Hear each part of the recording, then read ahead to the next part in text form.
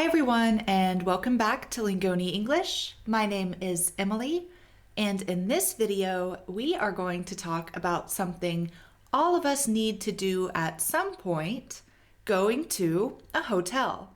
Let's get started.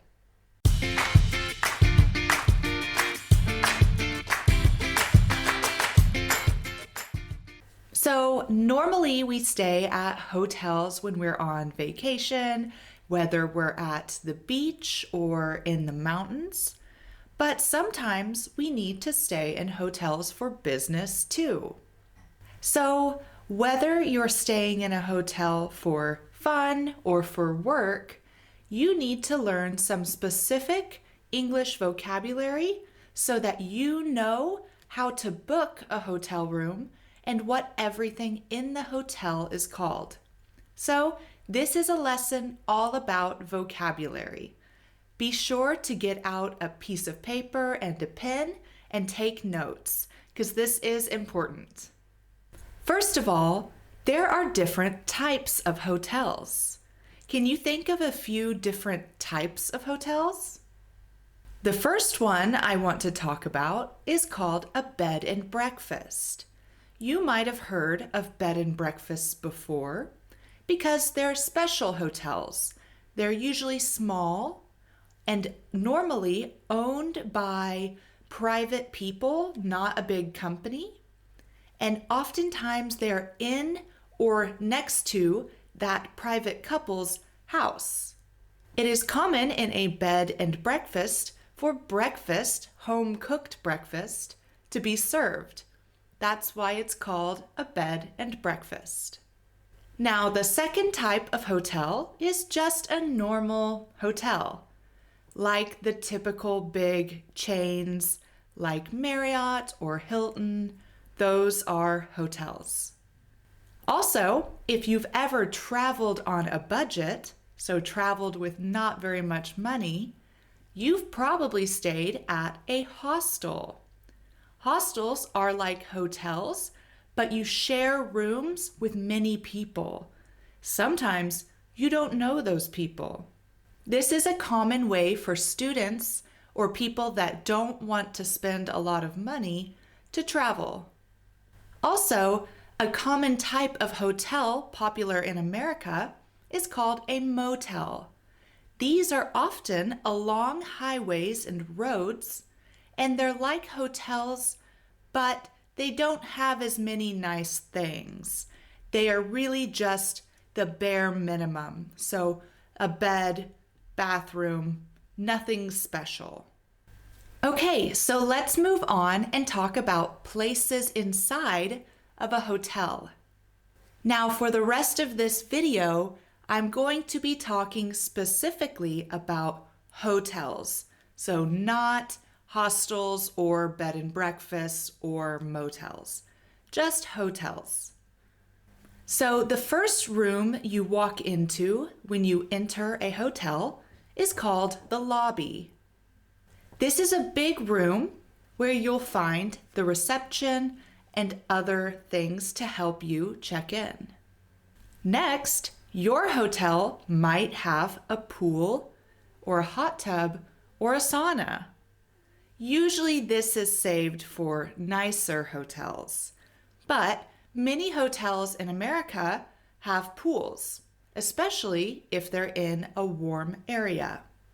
You can have an indoor pool inside or an outdoor pool outside. Also, these days, many hotels have small gyms inside of them. This is where you can go and exercise. Also, there are oftentimes bars in hotels too. You'll often find these in the lobby or in a restaurant that is attached or part of the hotel. At the bar, you can sit and get drinks and sometimes order food. Finally, a very important place you'll find in a hotel is called the front desk. So the front desk is the same thing as the reception. This is in the lobby.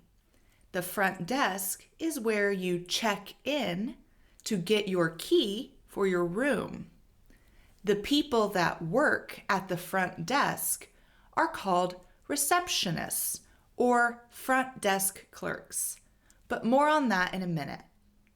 When you have a lot of luggage, someone might walk up to you and ask if they can carry it for you. This person is called the luggage attendant or the bellboy. I think bellboy might be a little bit old-fashioned or not used as much. The big cart that they push with your luggage on it is called a luggage cart. So that brings us to the next topic, the people who work in the hotel or the jobs at the hotel. When you stay at a hotel, someone comes to your room to clean and make your bed. These people are called housekeeping. Also, at the bar or restaurant downstairs, you'll find waiters or bartenders. Also downstairs, oftentimes in the lobby, you'll find the hotel manager. The hotel manager manages or controls and takes care of everything going on at the hotel. This is a very important and probably stressful job. The last job I want to bring up is usually only at very nice hotels. This is the valet. The valet is the person or people who park your car for you. So you can pull up in your car, get out, give your keys to the valet, and they will drive your car and park it for you.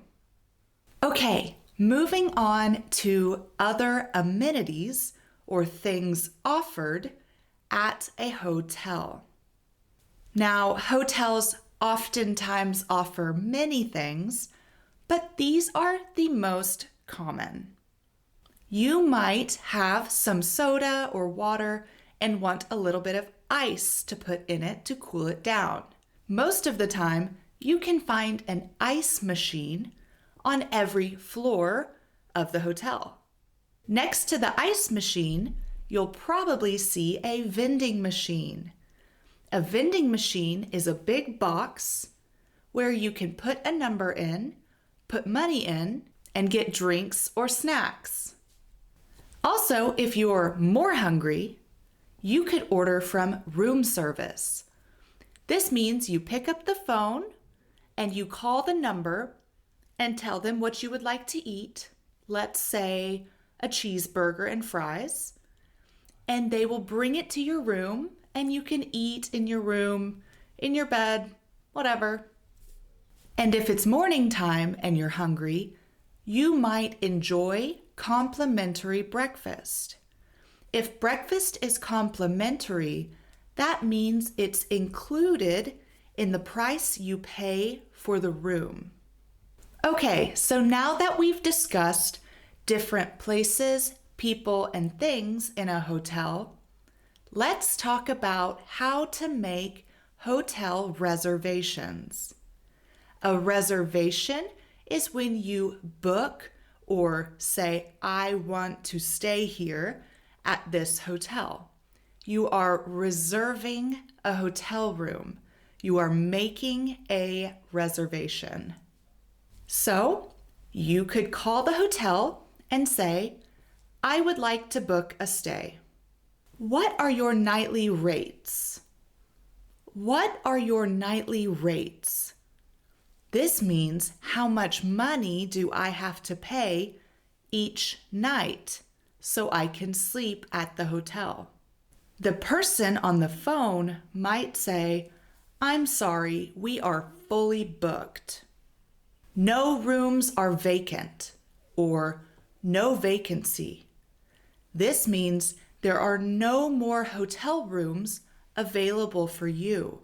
If there are hotel rooms and you can stay there, they might ask you to book a deposit. A deposit is an amount of money you pay early to reserve your room and in case there are any damages. So in the event that something breaks, you have already paid for part of it. They might also ask you if you want a double or single bed.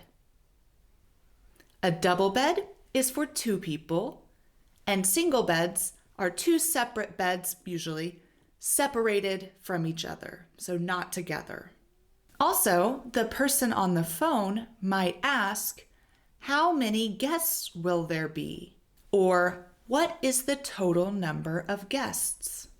Also, something you might ask to them is, what floor is the room on? Some people like to stay up high, and some people want to stay closer to the ground. You can also ask, do you offer complimentary breakfast? Or do you have a breakfast buffet? A breakfast buffet is a big table of food that you can go to and fill your plate up yourself. You also should ask them, what time is check-in? What time is check-in? This means what time can I arrive to get my key for my room? You also might ask them, what time is checkout? This means what time do I need to leave my room? You also might ask, is there a parking garage? Or is there somewhere to park? One final question you might ask when you're at the hotel is, can I schedule a wake-up call? This means the hotel will call you at a specific time to make sure that you're awake. Okay, so that's it for this video on vocabulary for hotels. Have I forgotten anything? Is there anything you've learned by staying at a hotel that you want to share with everyone else? Tell us about it in the comments below. Thanks so much for watching Lingoni English, and we will see you in our next video. Bye!